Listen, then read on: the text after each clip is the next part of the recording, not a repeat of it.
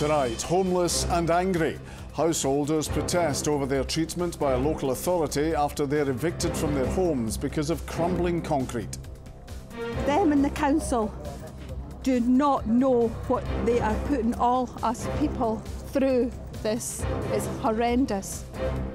Also making the headlines, a change to the court system to resolve court cases early and reduce the number of witnesses needed to attend. In sport, it's home sweet home for Rangers as they finally return to Ibrox this weekend in the League Cup quarter-finals.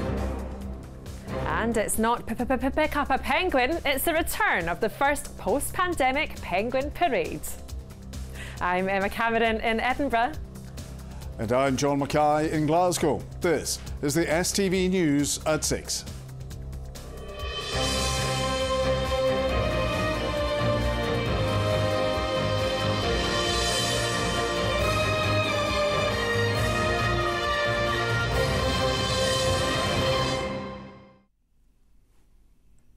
Good evening. Homeowners caught up in the RAC concrete scandal have been protesting this afternoon, demanding answers over the future of their properties. Many have been out of their homes for months and are still paying mortgages. Some have been in homeless or temporary accommodation since their properties in Tillicootree and Clackmannanshire were boarded up after crumbling concrete was found. Today they gathered outside the local authority headquarters. Vanessa Taff reports. Jimmy and Fiona check on their home twice a week. The windows have been taken out and replaced with metal grills. The top flat is ours. The two windows, big ones, is our living room. The next one's our bedroom. It's been almost a year since they were told it was no longer safe to live here. Stop the wreck! Don't let it crack! Along with their neighbours, they've gathered to express their anger and upset outside the council buildings. It's just so emotional for us all this, it really is. And as I say, that's 11 months, and as I say, it'll be now, the next month it'll be a year staying in the homeless accommodation. You know, some days I'm strong, some days we're not, you know, but them and the council do not know what they are putting all us people through. This is horrendous. And we keep hearing that, well, we're keeping them informed, up to date, and it's like, well, 2 meetings in almost a year. That doesn't mean that's not keeping us informed. No. Today, the council cancelled a meeting with residents. Many are still paying for homes they can't live in. It's such a worry because I've got a large mortgage on that property, so I'm still paying that mortgage. The mortgages went up. No point at all was there any details of RAC or anything mentioned in that report, so we didn't know anything about that. None of the surveyors have known anything about that, but the council have known about that for all these years. Some are being forced to stay in temporary accommodation until the decision is made about their homes. I left with 3 changes of clothing, the shoes on my feet, the jacket on my back. So is all your stuff still in your property now? Have you managed to get it? Not all of it. I actually don't know exactly what's left in there. We're trying to keep hope alive, but you know, the more we engage with the council, it does seem they're getting more and more distant. And of course, the very fact that today's meeting was cancelled has just created this huge abyss. There are 30 homes here in Tillicootree that have been found to contain RAC. Now, it's been proposed that they could be repaired, purchased by the council or completely demolished. Clackmannanshire Council say a further paper on the future of the properties will be brought forward as soon as possible. These residents have started a petition and are adamant they're not giving up the fight to save their homes. Justice! Vanessa Taff, STV News in Clackmannanshire. A scheme to resolve court cases early and reduce the number of witnesses needed to attend is to be rolled out across Scotland. The summary case management pilot was launched in Dundee, Hamilton and Paisley Sheriff Courts before being expanded to Glasgow and Perth. A report found it has helped reduce case backlogs through earlier engagement between the prosecution and the defence. Our political correspondent Ewan Petrie reports. For victims and witnesses, attending court can be traumatic. This pilot was designed to improve the experience by speeding up the process, particularly in domestic abuse cases. A huge barrier for reporting domestic abuse, I think, is that kind of criminal justice process and the time that it takes for cases to go through court. So if there's anything that we can kind of reassure clients about that time is being reduced and that there's been work to be done to improve that process, then I think that will start to alleviate some of the barriers. In the course of the 19-month pilot scheme, more than 500 non-jury trials did not need to go to court after being resolved early. Around 18,000 witnesses, including 11,000 police officers, were no longer needed to attend unnecessarily. Evidence requires to be disclosed earlier by the Crown. The police are required to provide that evidence to the Crown earlier, and then that evidence is provided to the accused earlier in the process. Discussions between the Crown and the defence take place earlier in the process. So there is a systems change involved in all of that, but I'm confident that that can be secured across Scotland as it has in the pilot courts. While the number of scheduled summary trials increased elsewhere, at the pilot courts they fell by almost a third. But it's victims who have felt the biggest impact. We've received feedback from victims that the difference that makes is huge. Victims feel listened to, they feel empowered, and they have the trust in us to deal with their case appropriately and sensitively. Early resolution also benefits the accused. If the accused is able to save the court time, save witnesses time and inconvenience, as well as preventing witnesses having to relive often traumatising moments within their life, they are entitled to a benefit, and that's exercised in terms of a sentencing discount. Police saw a reduction of more than a third in the number of officers required to give evidence for domestic abuse cases. The importance of that is it releases capacity, and with that capacity we can then put more officers into community policing, into local policing, responding to local problems, but also we're able to rest our officers, we're able to make sure that they get their annual leave, and we're able to make sure that their night shift is not interrupted as well, because that's very damaging to individuals. Pace of the rollout will depend on resources available. All those involved want to see it in place as quickly as possible. Ewan Petrie, STV News. To other stories now, and a report of a non-recent sexual assault at the former Harrods owner Mohammed Al Fayed's estate in the Highlands has been investigated by police. Police Scotland said inquiries are now complete, but if any new information was received, further investigations would be carried out. Al Fayed died last year. Healthcare workers, including nurses, occupational therapists and administrators, have voted to accept a 5.5% pay rise. It will be backdated to the start of April and is in line with an offer to NHS staff in England. Unison is the second major union to accept the pay deal. 3 out of 4 primary school teachers think children's physical activity is declining. A study from the charity The Daily Mile, which encourages school children to run the equivalent of a mile every day, found most teachers don't believe their pupils are active enough, with half saying they believe fewer than 1 in 2 could run a mile. Energy firms are working with the Scottish Government on a social tariff, which could cut bills for those vulnerable to fuel poverty. The model would see certain customers charged a reduced rate for their gas and electricity. Ministers are developing the project with E.ON, EDF Energy, Scottish Gas and consumer groups. Drugs which switch on vitamin A in the body may help to slow down the effects of conditions such as motor neuron disease. Research led by Aberdeen University has found drugs which target the receptors necessary to activate vitamin A may be therapeutic for diseases that lead to deterioration of the brain.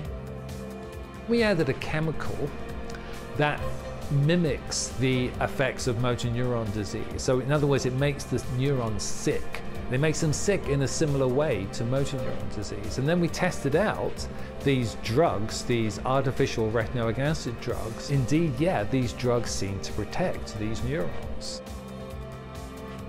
Detectives are investigating the attempted murder of a man at a pub in Greenock.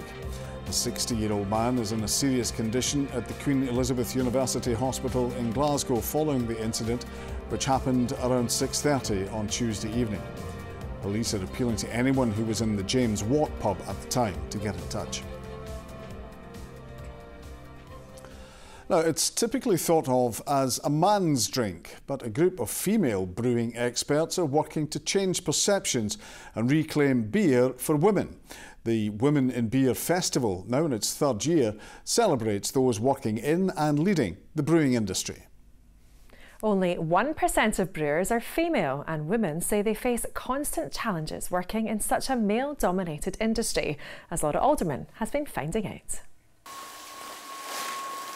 Hayley begins brewing what will eventually be a dark coconut beer early in the morning at Coaltown House in Edinburgh. But today, help is on hand from other female brewing experts.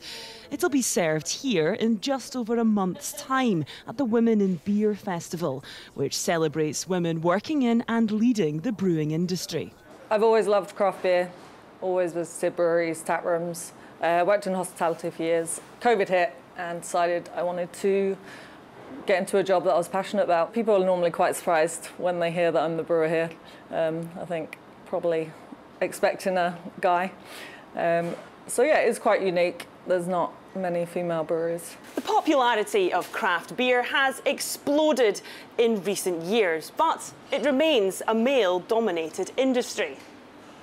Women make up only 30% of the workforce, and only 1% of brewers are female. We have an issue in the beer industry is there's not enough women who work in the beer industry. I think it's that misconception that beer is only a drink for men, and that we need to show that women work in the industry, they are happy working in the industry, they are talented, and that's all the festival is all about. Amelie also runs a mentorship programme, but says more support is needed to bridge the gender gap. Women like to drink in a group of women, and they feel empowered if they drink beer in a group of women. They feel not judged, and they feel they can ask questions and learn about the beer.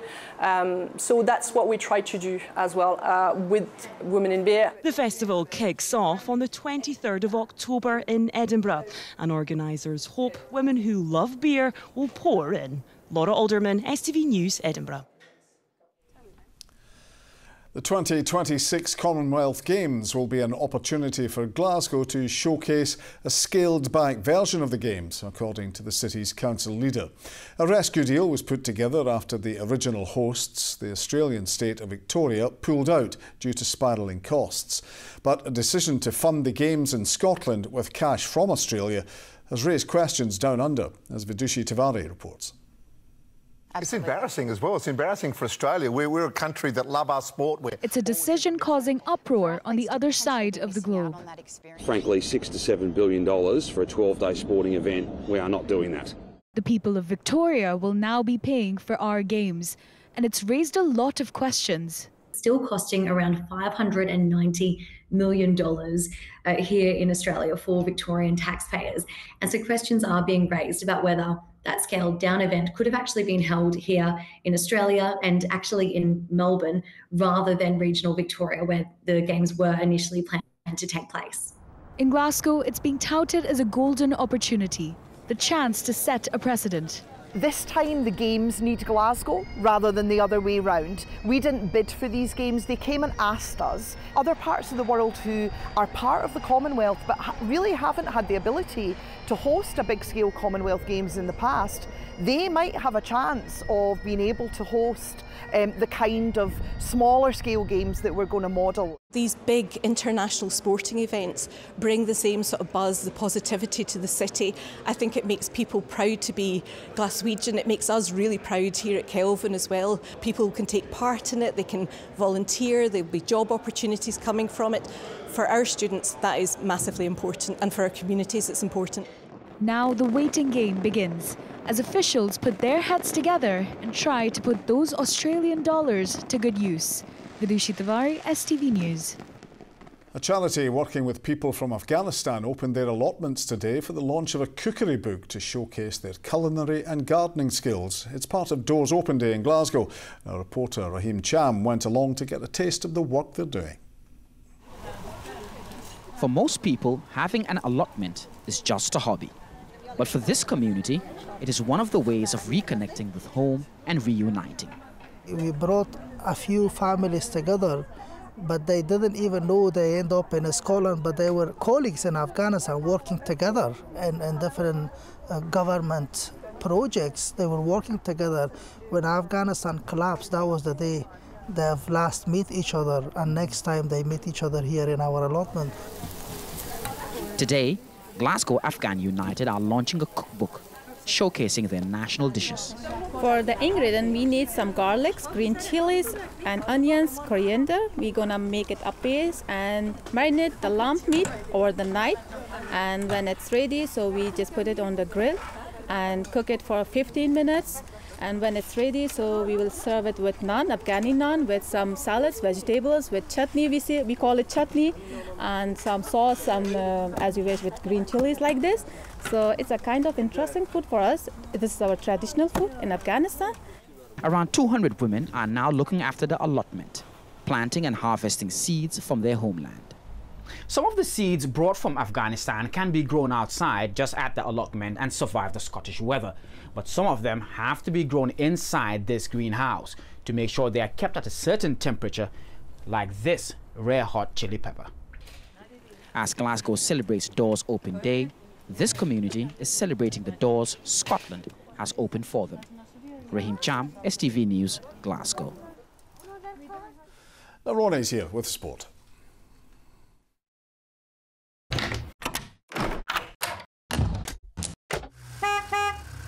STV Sport, sponsored by the C.R. Smith Autumn Sale. Good evening. As Rangers continue their defence of the League Cup this weekend, Philippe Clement says there's a special feeling around the club as they get set to return to Ibrox for the first time this season. Elsewhere in the quarter-finals, Celtic welcome high-flying Falkirk. League Two Spartans travel to Aberdeen, and it all gets underway this evening at Fir Park under the lights as Motherwell host Dundee United.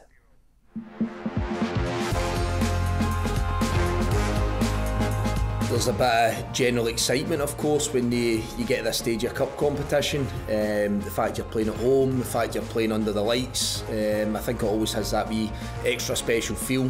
We have got aspirations and ambitions of our own to try and do well in both cup competitions, and we've given ourselves a great chance up to now, but we're well understanding of the challenge that lies in front of us.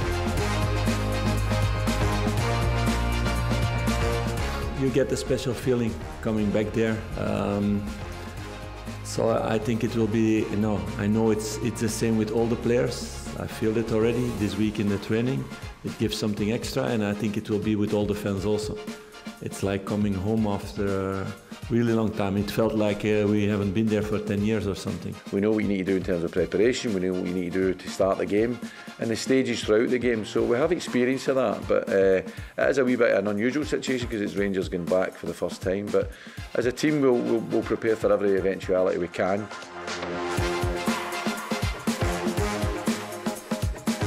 I've seen nothing other than a real good application and desire, and our drive is to keep that going, and this competition is very, very important to me. It was the first one I won as a Celtic manager, so it means everything to me, and we will be going all out Sunday to get to the semi-final. We go there in good form. We've won every single league game that we've had to play. We're in the quarter-final. Yeah, we're looking very much for it. We understand how good Celtic are, and we understand we'll be very much up against it. They've started on fire, but it's a day to relish for the players.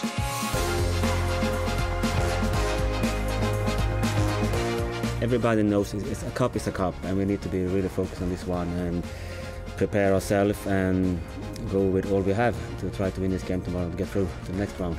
This is why you train, this is what you want to be doing. You want to be testing yourself against opposition for the highest level possible. So in recent times, in the last couple of years, the players have really delivered in terms of cup football, and they've obviously enhanced the club's reputation and their own reputation as well, and that's what we'll be looking to do on Saturday. Should be a great weekend. To the Premiership, where Hearts and St Mirren get set to face off in Paisley tomorrow, with Stephen Naismith insisting he has the character to deal with the negativity coming his way for the poor start to the season. The Tynecastle club are still looking for their first league win as they take on Stephen Robinson's side. The St Mirren boss saying he cannot believe the criticism Stephen Naismith is receiving. The buck stops with me. I'm the one that drives everything here. the standards, from the training sessions to what we're doing, how we're going to compete against a team. So you take it more personally, but when you're leading it, you've got to come up with the answers. I think it's utterly ridiculous for a manager that got a team into Europe, that are in Europe, that haven't started their European campaign, to have any kind of talk from that. As I say, he's a young manager who's done very, very well. I have a lot of respect for him. To the women's game, and Celtic head coach Elina Sadiku says she wants her players to grab their chance at history as they look to book their place in the Champions League. The team start their final qualifying round this weekend, aiming to reach the group stages for the very first time. If we can bring out as many people as possible to support the girls, that will mean the word for me, for the girls, because we have an opportunity to write more history together. And I always say it, and I just hope that the fans shows up and show the supports, because it could be a magnificent thing to do together. And it's a huge night of rugby action in the capital as Edinburgh get the new URC season underway.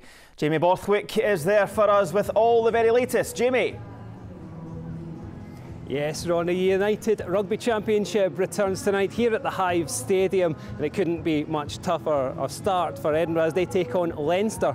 I'm delighted to say that I'm joined by Edinburgh prop forward Robin Hyslop. And Robin, how are the boys feeling ahead of this one? Delighted. Like, it's obviously start of the season, we're buzzing to get going. Boys look good last week, so ready to fly in. We've got a sold-out Hive here tonight. The guys have been looking forward to seeing Darcy Graham back in an Edinburgh shirt and Mosese Tuipulotu making his debut as well. Yeah, some exciting names. Obviously, unfortunately, Darcy was out for quite a lot of last season, but he's looked sharp in pre-season. He's ready to go, and Sessi looks like he made a big impact last week in the pre-season game, so all excited to see him go as well. It ended up a disappointing finish for Edinburgh last year. Glasgow, your big rivals, went and won the whole thing. They won the URC. How motivating is that, seeing it so close to home? Yeah, no, like, fair play to them across the M8, fantastic for them, but yeah, it definitely gives us motivation, because the squad we have here, we're definitely capable of doing that. It's just a matter of putting it into performances and results now. Fantastic. What's your prediction for tonight, Robin? Edinburgh by 4. Excellent. Yeah. Robin, thank you so much for joining us on STV Sport. Glasgow get their URC campaign on the road against Ulster in Belfast tomorrow, but tonight it's all about the Friday night lights here at the Hive Stadium in the capital as Edinburgh take on Leinster. Jamie in the capital, thank you very much for that. Well, that is all your sport for us this evening, folks. Just one before I go, Robert McIntyre in the PGA Championship. He's the leading Scot on 5 under par as we head into the weekend. That's all your sport tonight. Have a very good weekend.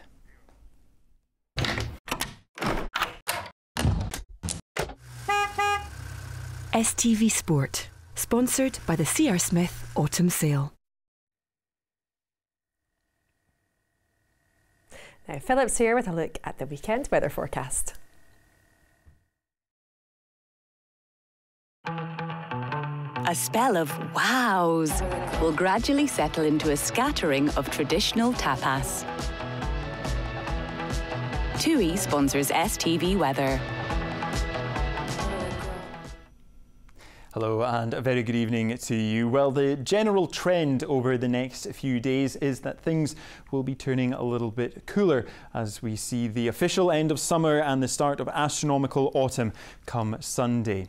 At the moment, we've had high pressure dominating our weather just off to the northeast of us. That does stick around through Saturday and into Sunday, but come Monday and Tuesday, it will start to clear away and things will be turning a little bit more changeable and unsettled into the start of next week. Back to just now, and it's a bit of a repeat performance from what we've seen over the past couple of nights. That low cloud, mist and murk spreading in from the North Sea, affecting central and eastern areas. We could see some patchy light rain and drizzle at times under the thickest cloud. Further west, though, holding on to the clearer skies. So under the clear conditions, temperatures getting down to mid-single figures. Under that cloud, though, sticking at around 12 to 13 degrees Celsius. Then looking ahead to Saturday, a cloudy, somewhat damp start to the day for many of us. It will take a while for that cloud to burn back, so maybe for the likes of Glasgow, not seeing any sunshine until around evening time. Further west is where we'll have the best of any brightness and highs of around 19 degrees Celsius. Then looking ahead to Sunday, like I said, the start of astronomical autumn. Temperatures are mostly on average for the time of year, but once again, the best of the brightness in the west with highs of 16. Bye-bye. TUI sponsors STV Weather.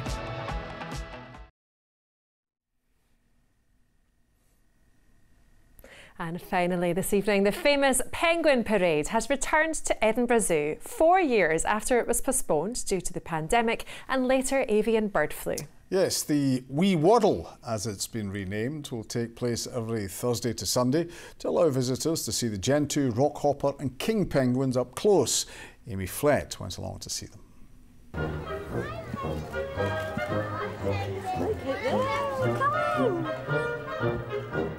Out of their enclosure once again, the penguins at Edinburgh Zoo have been waiting 4 years for their great escape, and today it finally happened.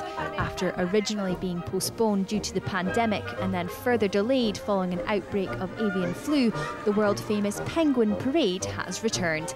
And it wasn't just a special day for the birds. One small visitor was given the chance to play keeper for the day. Got to feed the penguins. We were just here for a normal trip and we were having our lunch and they asked if we wanted to help with the penguins, so we came and helped, didn't we? Yeah, so it was a real treat. The tradition at Edinburgh Zoo dates back decades. Back in 1949, one of the zookeepers at the time kind of noticed the penguins were edging towards gates, and he claims he left the gate open and purposely, and they followed him down to the Corstorphine Road and then followed him all the way back. And that was the start of the Penguin Parade, and which has evolved today into this amazing wee waddle. And even Gentoo penguin Kevin, who had been banned from the parade for playfully nipping at visitors' feet, was allowed to get involved thanks to a new fence erected for the event's return. But it seemed he was back to his old antics. Yeah, there we go. He was being really cheeky. He was trying to steal the fish. He was a bit close and personal at one point. He was quite up close and nibbling at legs and stuff. Cheeky. Tried to put his nose through and everything. I know. So you think he's up to his old tricks then? Yeah. The Wee Waddle will now take place every Thursday to Sunday, meaning the keepers are going to have a bit of an extra clean-up job on their hands. Amy Flett, STV News, Edinburgh. A Wee Waddle, I like that. You're going to be back with What's on Scotland shortly, Emma. Yes, we'll be waddling in at 7 o'clock and we'll have the wild man of rock, Sean Ryder, who's become something of a national treasure in his later years. The Happy Mondays frontman is touring his new book, where he recounts the highs and lows of his life in music. I think he even twists his melon. Ooh, look forward to that. Good night from us. Bye-bye.